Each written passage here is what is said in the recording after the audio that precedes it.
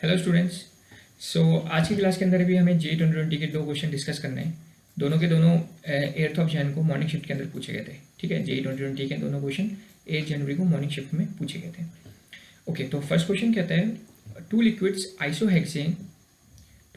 आइसोहेक्सेन and 3 methyl pentane has boiling point 60 degree Celsius and 63 degree Celsius.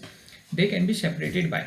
Okay, तो दो आपको liquid दे रखे हैं, आपको बोला गया है इनको किससे सेपरेट किया जाएगा और चार ऑप्शन दे रखे हैं, simple distillation, fractional distillation and first में isohexane comes out first, isohexane comes out first, जो भी आप मेथड यूज़ करोगे। ठीक है, तो चलो मैं सबसे पहले आपको समझाता हूँ कि जब भी मिक्सचर्स दिए होते हैं उनको अलग कैसे करता है। तो उनको अलग करने के लिए सिंपल से हमारे पास प्रोसेस है जिसको हम क्या बोलते हैं, डिस्टिलेशन बोलते हैं। सबसे पहली बात डिस्टिलेशन क्या होता है, इसके लिए डेफिनेशन लिख देता हूँ। Distillation is the process of separating components of mixture based on different boiling point. ठीक है, अलग अलग बॉइलिंग पॉइंट के बेस में जब हम मिक्सचर के कंपोनेंट्स को सेपरेट करते हैं उस प्रोसेस को हम क्या बोलते हैं, डिस्टिलेशन बोलते हैं। ठीक है, उस प्रोसेस को क्या बोलते हैं, डिस्टिलेशन। सपोज एक डब्बा है आपके पास, एक इसके अंदर ए है और इसके अंदर क्या है, बी। तो एक लिक्विड है, इसके अंदर दो कंपोनेंट हैं आपके पास, ए और बी। ठीक है, अब क्या है, ए का कुछ बॉइलिंग पॉइंट होगा अलग और बी का कुछ बॉइलिंग पॉइंट होगा। ठीक है, मिक्सचर है, पूरा एक मिक्सचर है, उसके अंदर ए भी है और बी भी प्रेजेंट है। तो अब क्या करेंगे, इसको हम डिस्टिलेशन कराएंगे ताकि हमारा ए अलग हो जाए और बी अलग हो जाए। इतनी बात समझ आ गई, कैसे कराएंगे वो भी मैं समझाता हूँ पूरा प्रोसेस। और एक चीज़ और, एक कंडीशन ध्यान रखना है डिस्टिलेशन की, जो इसमें इम्प्योरिटीज़ होंगी डेफिनेटली कुछ ना कुछ, अगर ए भी बनाओगे, अगर ये प्योर नहीं होगा कुछ ना कुछ इम्प्योरिटीज़ तो होगी। वो इम्प्योरिटीज़ क्या होनी चाहिए, नॉन वोलेटाइल होनी चाहिए। ठीक है, वोलेटाइल इम्प्योरिटीज़ के साथ एकदम प्योर नहीं बन पाएगा, सेपरेट हो जाएगा पर वो इम्प्योर रहेगा। ठीक है, तो एकदम प्योर बनाने के लिए the impurity should be non volatile.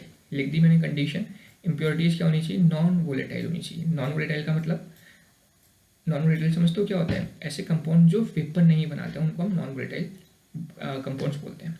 जैसे चीनी को जलाओगे, शुगर है, शुगर को जलाओगे तो it will not form vapour. पानी को जलाओगे, पानी को बॉईल करोगे तो वेपर बनाएगा, तो it is a volatile water. पर शुगर को जब जलाओगे तो ब्लैक कार्बन ब्लैक मिलता है हमें, है ना, इट इज़ नॉन वोलेटाइल, मतलब वो वेपर नहीं बना रहे। तो नॉन वोलेटाइल कंपाउंड्स क्या होते हैं, which do not form vapour. ठीक है, ओके, तो सबसे पहले मैं आपको डिस्टिलेशन एक्सप्लेन करता हूँ, उसके बाद इस क्वेश्चन में दोबारा वापस आएंगे। ठीक है, तो डिस्टिलेशन क्या होता है, इसके लिए मैं डायग्राम बना देता हूँ आप लोगों के लिए ताकि चीज़ अच्छे से समझ आए। तो डिस्टिलेशन का देखो मैंने सेटअप तैयार कर दिया, यहाँ पर एक डायग्राम बना दिया है, पूरा सेटअप है डिस्टिलेशन का। ये सबसे पहले है, ध्यान से देखो, डिस्टिलेटिंग फ्लास्क जिसके अंदर हमने क्या रखा है, अपना मिक्सचर रखा है। इसके अंदर ए भी होगा, बी भी होगा, जो भी हमारा मिक्सचर है, मिक्सचर के कंपोनेंट है ए बी, वो इसके अंदर रखा है। अब जैसे ही यहाँ से बर्नर से इसको गर्म करोगे तो ये गर्म होगा। ठीक है, बॉईल होगा तो किस में कन्वर्ट होगा, अपने वेपर्स में कन्वर्ट होगा, यहाँ लिखा हुआ है वेपर्स। और वेपर्स में कन्वर्ट होके फिर ये पास करेंगे इसको हम। अब देखो, वेपर से कन्वर्ट हो गया मतलब लिक्विड फॉर्म किस में कन्वर्ट हो गई, गैसेस फॉर्म में। अब जैसे ही गैसेस फॉर्म यहाँ से पास होगी, इसको हम कंडेंसर से पास कराते हैं। कंडेंसर में क्या डालते हैं हम, ठंडा पानी कंटिन्यू डालते रहते हैं। ऐसे ठंडा पानी इनलेट है, ऐसा आउटलेट है।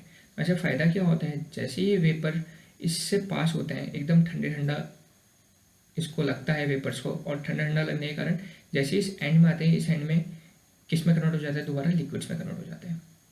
आगे बात समझ में, ये प्रोसेस है डिस्टिलेशन का कि कंडेंसर से जैसे ही पास कराओगे again vapour form will convert into liquid form, क्योंकि एक्चुअल में तो हमें लिक्विड ही चाहिए भाई।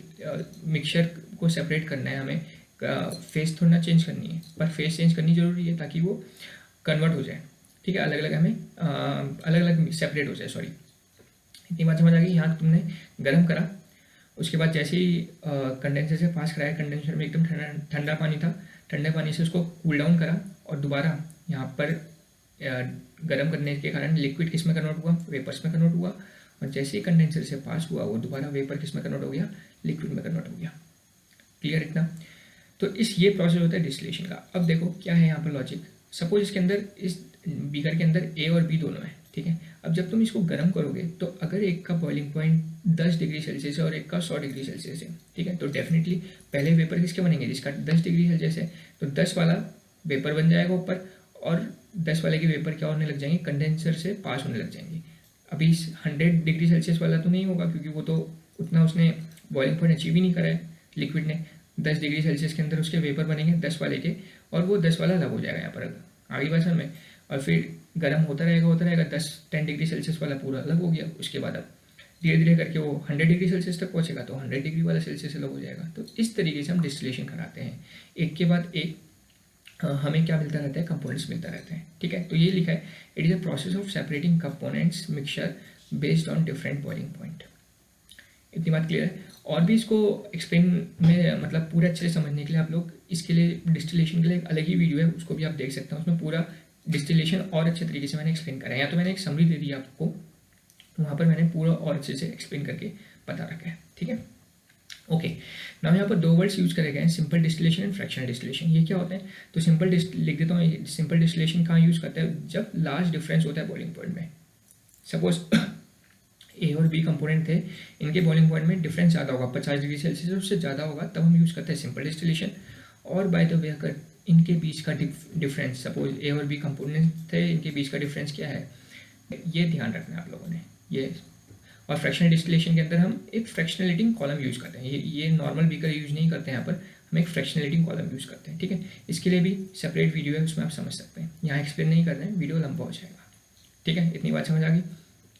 अब देख लो क्वेश्चन में क्या है, तो कौन सा यूज़ करेंगे, तो 2 कंपोनेंट है, आइसोहेक्सेन और 3 मिथाइल पेंटेन। और बॉइलिंग पॉइंट देखो क्या है, पहले का 60, दूसरे का 63, मतलब ज़्यादा है डिफरेंस, कम है तो बहुत कम है, केवल 3 डिग्री का। 3 डिग्री का तो क्या यूज़ करने वाले हैं, फ्रैक्शनल डिस्टिलेशन यूज़ करने वाले हैं। तो क्या ऑप्शन हो जाएगा हमारा, सेकंड और फोर्थ में से कोई हो सकता है। अच्छा, कम्स आउट फर्स्ट कौन आएगा, तो डेफिनेटली जिसका बॉइलिंग पॉइंट कम होगा वो पहले आएगा। तो बॉइलिंग पॉइंट कम किसका है, 60 किसका है आपका, आइसोहेक्सेन का है। तो क्या ऑप्शन हो जाएगा, second, fractional distillation and isohexane comes out first. बात समझ आ गई, जिसका बॉइलिंग पॉइंट कम है पहले वही तो आएगा, पहले वही तो बॉइल होगा और फिर वही लिक्विड में कन्वर्ट होगा। ठीक है, ओके। सेकंड क्वेश्चन कहता है which of the following are the greenhouse gases, CO2, O2, ozone, CFC, H2। तो डायरेक्ट क्वेश्चन है, आपको पता ही होना चाहिए। ऑक्सीजन को छोड़ के सारी की सारी ग्रीन हाउस गैसेज होती हैं, carbon dioxide, ozone, chlorofluorocarbon and water. तो क्या ऑप्शन हो जाएगा इसका, ये तो बहुत simple question, direct memory based question हो गया, ACDE। ठीक है, क्योंकि ऑक्सीजन के छोड़ के बाकी सारी ग्रीन हाउस गैसेज हैं। तो आज के लिए इतना रखते हैं, नेक्स्ट क्लास में हम और क्वेश्चंस के साथ आपके साथ मिलेंगे। Thank you.